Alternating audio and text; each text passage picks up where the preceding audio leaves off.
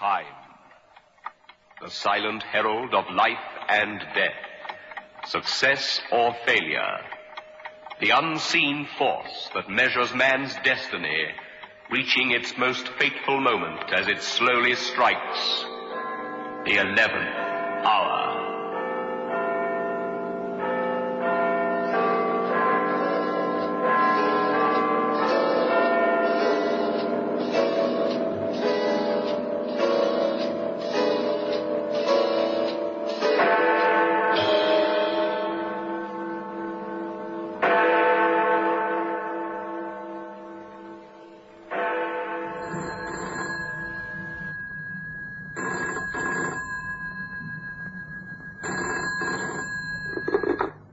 Derry Morton here. Derry, it's Angus. I want to see you, my boy.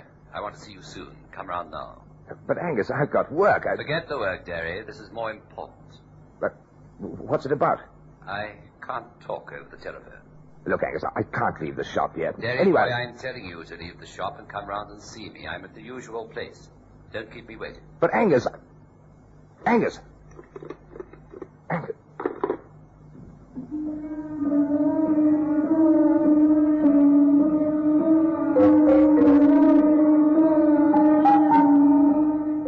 I replaced the receiver, and I cursed Angus McIntyre.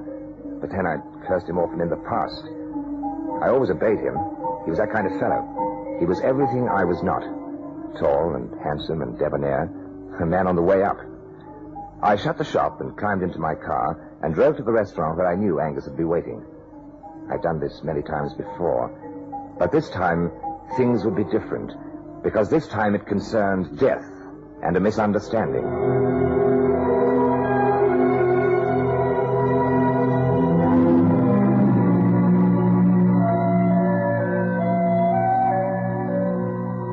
I found him sitting in the same corner. He was wearing a white carnation in the buttonhole of his immaculate grey suit. He looked a wealthy young man about town. Only I knew that Angus McIntyre hadn't a penny in the world. He saw me and raised his hand in cheerful greeting. Come right over, Derry boy. Sit down. I've ordered coffee. Look, Angus, I can't stay long. I shut the shop, and that's against orders. If old man Phipson arrives on the scene, there'll be the devil to pay. Look, Derry boy, if things go right for me, you won't need to worry about that shop. You'll come and be my personal assistant, my secretary. How'd you like that? Now, there's a good idea. My secretary. Your secretary? I'm going to be married. I'm marrying into one of the richest families in the city. You're marrying into the... But, Angus, what about Mabel? Oh, it's bad luck about Mabel. You know who the latest is? Marcel Cheron. Marcel Cheron? You mean the daughter of old Cheron who owns all those racehorses and that quarry out Waldeck way? The same. Marcel Cheron. What do you think of that, Derry boy? I've landed a nice, rich heiress this time. You landed her? But, Angus, I didn't even know you knew her. Where in heaven's name did you meet up with Marcel Cheron? She moves in very high-class society. Do you remember when I went on that trip to Switzerland? Well, yes. I stayed at that posh hotel. I borrowed a couple of £100. I called it an investment. I acted the young man about town, and a pretty good climber. So I got in with all parties, and the rest was pretty easy. We're going to get engaged. Yes, but what about Mabel? Well, what about Mabel? I thought you were engaged to her. I thought you planned to marry her. Who said I was engaged to Mabel? Now, I ask you. Well, I thought it was taken for granted. I don't like to be taken for granted. I'll never marry Mabel. Oh, she's a nice enough kid, but she's not for me, thank you. She's not in the same class as Marcel. I see. You've always been a great help to me, haven't you, Derry? I don't know what I would have done without you. I want you to talk to Mabel. Me? You're the one to handle her. If I mention this, she's going to fly off the handle. There's going to be trouble all round. You just smooth the path. Tell her I'm a bad lot. Tell her she's lucky to be shot at me. Tell her that... Oh, no, I'm not. Derry boy, this is an important phase of my life. If I marry Marcel Cheron, just think of what it's going to mean to us both. I would never forget an old pal. Oh, come on, Derry. Just talk to Mabel. That's all I ask.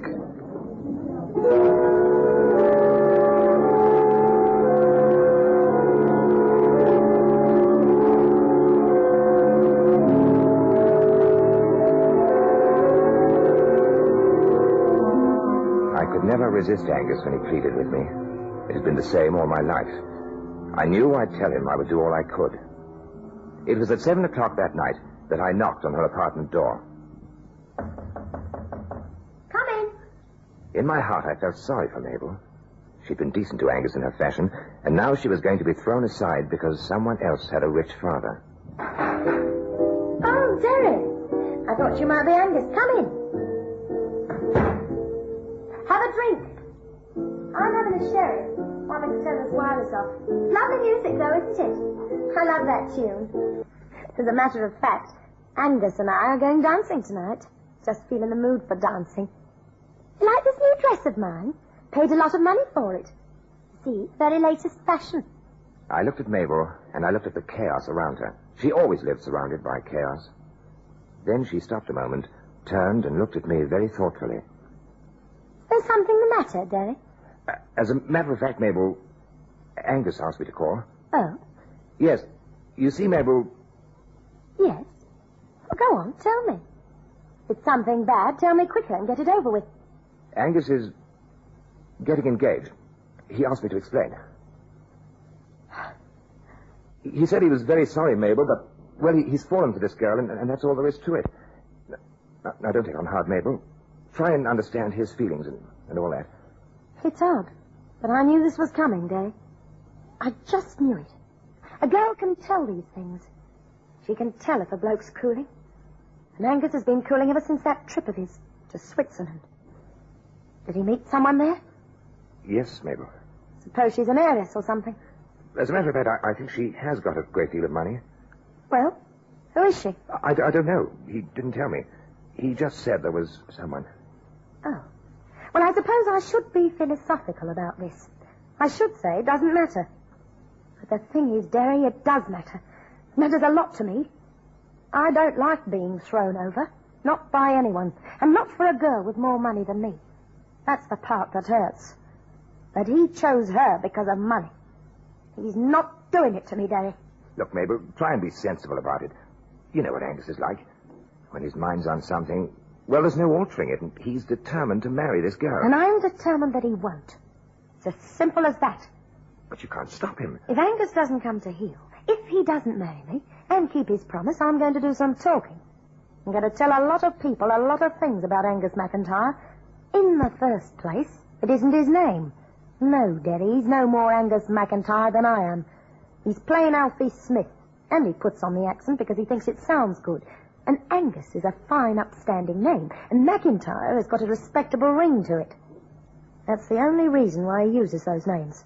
I'm sure that this girl he's keen on wouldn't like that sort of story told her. Now, look, Mabel, don't get difficult about this. Well, do you expect me to take this? Just calmly? Do you, Derry? We've been together now for a long time, Angus and me. He's made all manner of promises to me, see? And I'm going to make sure that he keeps them.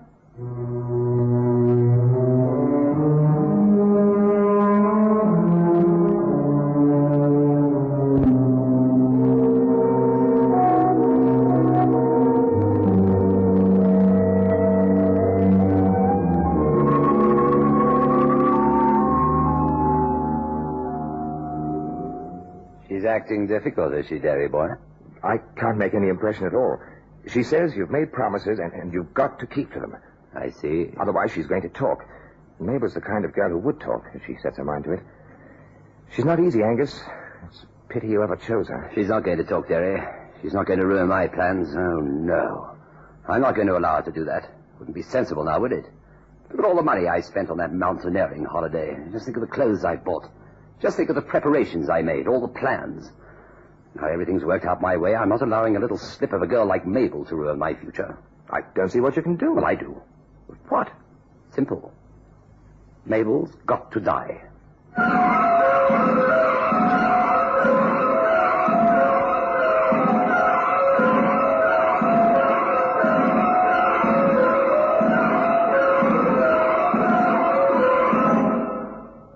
I stared at Angus aghast. He spoke the words so casually and calmly. For a moment, I thought he can't be serious. He couldn't have a thought like that. Then he lit a cigarette, and he watched me speculatively with his brown eyes. Then he blew a perfect smoke ring. You're shocked, Derry boy. You can't mean it. But I do. People die. Happens the whole time. But some folk die a little earlier than others. That's the only difference. But for goodness sake, what about the police? Angus, you can't talk about murdering Mabel. You can't be serious. Look, Derry, I've told you I've made my plans and no one is going to wreck them, but no one. I've told you I've invested a lot of money in this little do, and I'm not wasting that money. If Mabel won't cooperate, Mabel has got to die. It's as simple as that. You'd kill her? Why not? Let's not be sentimental over this, Derry. I've told you there's a lot of money involved. It's my future, and for that matter, it's your future, too. It vitally affects the two of us. And who stands in the way? Mabel. Now I ask you, let's be frank about this, Derry. What good is Mabel? She's untidy. She's no asset to humanity. Not her. She's more of a liability than anything. I could be quite humane about the way I did it. She need never know. It'd be all over, and that's that. I couldn't believe my ears. Was this Angus talking? Angus, who I'd admired so much and felt so proud that he called me friend? Was this Angus? And with a shock of horror, I realized, yes, this is the same old Angus.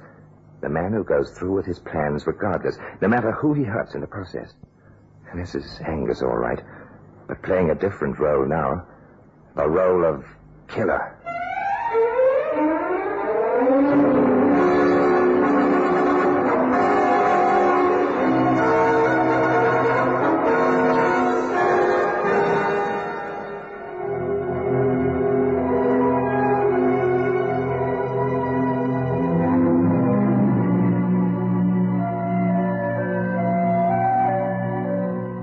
The rest is a nightmare.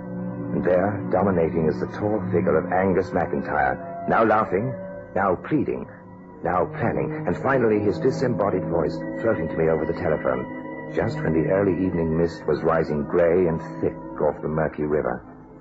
Derry, come round. Look, Angus, I've been thinking of everything, and you can cut me out. I'm not interested in your plans or your future or anything. Derry, I want to see you urgently. But, Angus... For the sake of friendship, Derry. All right.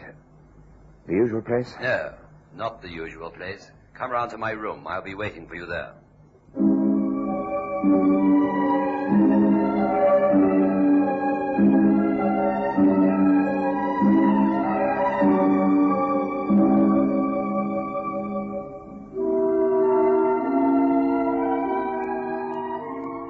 Well, Angus, what do you want? What's this all about? Derry boy, I've done it. I've killed her. What? Yes. I know I've talked about wanting to do it. But in my heart, I didn't. I thought I could never do it. And then, Derry, she came here and acted crazy. She said that she was going to marry me. She said she would never allow another woman to have me. She stood there like a maniac. She'd found out about Marcel. She said she was going to talk to Marcel's father. What happened then? I suddenly realized I'd done it. But the strange thing is, Derry, she didn't make a noise. She didn't make a sound. But there she was, lying on the floor, and she was dead. It was as simple as that. For heaven's sake, Angus, are you sure you've killed her? She hasn't just fainted, has she? She's there, under the blanket on the floor.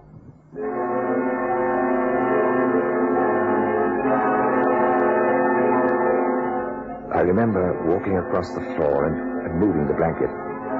Underneath was a huddled body, and even before I touched it, I knew that Mabel was dead.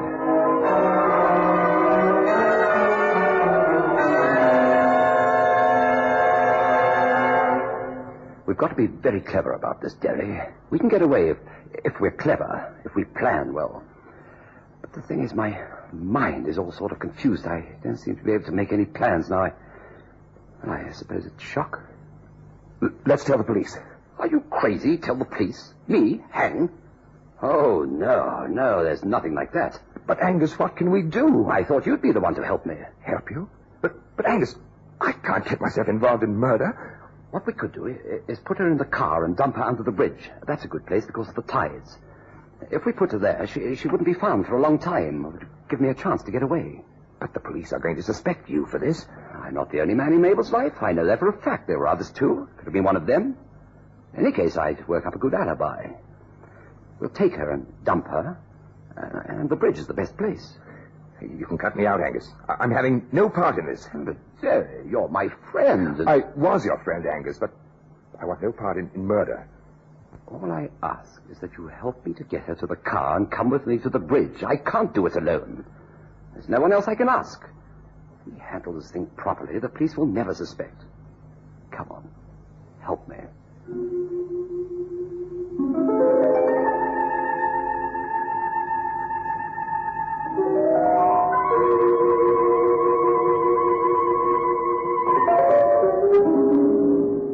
Once again, he talked me around, and I want to forget what happened next. The lifting of the body, the carrying it down the fire escape stairs quietly. Then, at the bottom, just as we were approaching the car, we heard the footsteps. There's someone coming, Derry. Go and see who it is. But Angus, don't argue with me, you fool. Try and distract them from coming round this corner. I don't want them to see me. We don't want them to see this. Go on. Almost in a dream, I walked on alone. And then I saw the old woman. Evening. Oh, good evening. It is a nice evening, isn't it? It's a bit hot for this time of the year, though. You're a friend of number 58, aren't you? That's right, yes. You've walked down the fire escape steps. Yes, that's right. Tell me, have you seen a cat around here? A cat? Yes, that's right, a cat. It's a very valuable cat. Belongs to a friend of mine. I had it in a basket, and it escaped. I'm looking for it. No, I didn't see a cat. It's one of those Burmese cats. You know, they're very valuable. Burmese cat? Do you mind coming over this way and helping me to look? I took her thin arm in mine and turned round. We started to look for the imaginary cat amongst the dustbins in the back of the building. Out of the corner of my eye, I saw Angus slip away, dragging the bundle. I heard the slam of the car boot. Then he came towards us. It's all right, Derry boy. The cat's been found. Oh, well, that's a relief. Where did you find it, young man? It was in the garage. I just caught it and put it in the boot of my car. Anyway, thank you very much for helping. It was a pleasure. Still, I'm glad you found the little thing. Good night, young man. Good night. That was a close thing. You talked your way out of that very smartly. I was proud of you. Come on, boy. The body's in the boot. Let's get to the bridge as quick as we can. Angus drove well and with no sign of panic. It wasn't long before the great shape of the bridge cut across the black night sky. Now, what I suggest is... Wait a minute. What's up? They're widening the road at the bridge. They're working there now. Oh, so much for that. Derry boy, we've got to do some quick thinking and alter our plans. Hang on. I think I know just the place. There's a hotel down the coast near Fenwick. There's some cliffs there and the tides are pretty strong. We'll push her over. It'll be days, maybe weeks before she's found. It's a very lonely spot, and apart from the hotel, there are no other houses.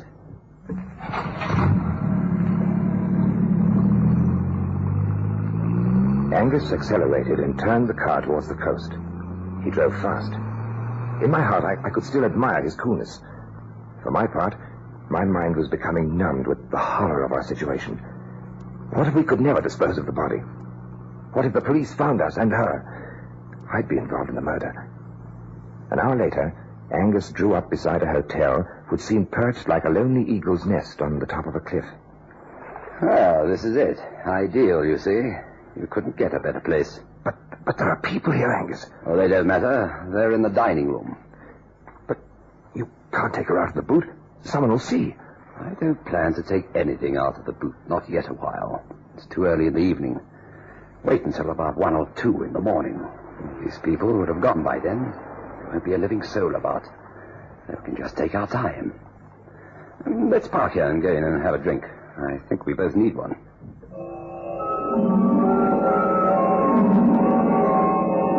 I remember Angus parking the car. I remember vaguely opening the car door and walking towards the tiny bar and ordering something. I don't even remember what it was.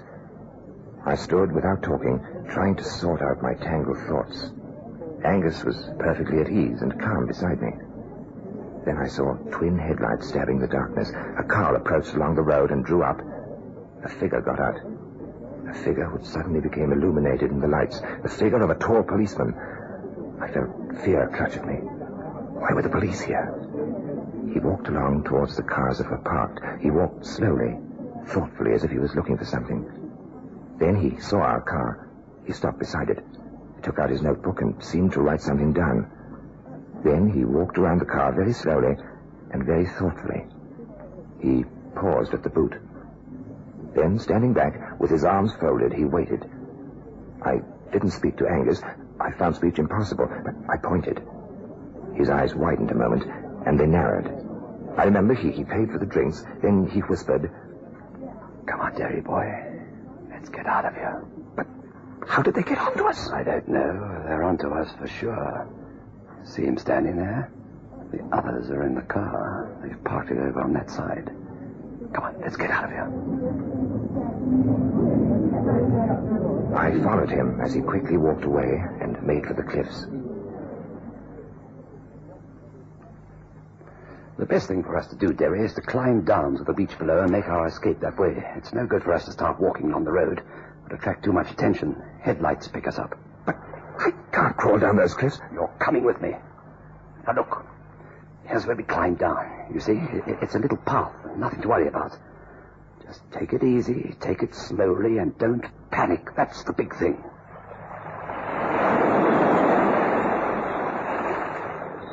He stepped forward over the edge of the cliff, following an almost invisible path. The rest happened so quickly. His foot seemed to slip. The side of the cliff crumbled. I threw myself backwards, and as I did so, Angus turned a terrified face towards me. He gave a wild scream as he pitched down to the sands below. I tried to stare over the cliff, but could see nothing, and could only imagine the waves lapping and pulling at the broken body of Angus McIntyre. I turned and staggered towards the hotel. My breath was coming in sobs. I was shocked and horrified, and determined now to go to the police and tell them everything that happened. The constable was standing exactly where we'd left him. He was now leaning against our car. He seemed to be waiting for me. Excuse me, sir. Is this your car? He's fallen over the cliff, Constable. There was an accident. The whole cliff just crumbled, and he's at the bottom. Now, what's this, sir? Angus, he decided to make a boat for it. He said we should crawl over the cliff face and go along the shore below. And I said I was scared of heights, you see. And I am, Constable. I'm terrified of heights. And he went over, and the cliff face crumbled, and he fell. Now, calm down a minute, sir. He owns the car. He's the one that did it, Constable. It's got nothing to do with me. It was Angus. You see, she's Angus's girl, and he was going to marry the other one. Now, just a minute, sir. The gentleman that owns this car has fallen over the cliff? Yes. Have you been drinking? Huh? And what's your friend's name? Angus McIntyre. But that isn't important. Oh, it is important, sir. There's been enough complaints from this hotel about parking here. But can't you see what's written there? Look, no parking. You mean that's why you're here? Because we parked the car here? Yes, sir, that's right. Now then, let's get this story of yours straight. Now, you tell me the name of the gentleman who owns this car. I'm going to serve him with a ticket. I stared at him. Then I remembered Angus lying way down there on that damp sand. Then I started to laugh. I started to laugh wildly and hysterically. The constable looked at me in alarm for a moment, but I laughed on. It seemed funny and tragic, and all so unnecessary.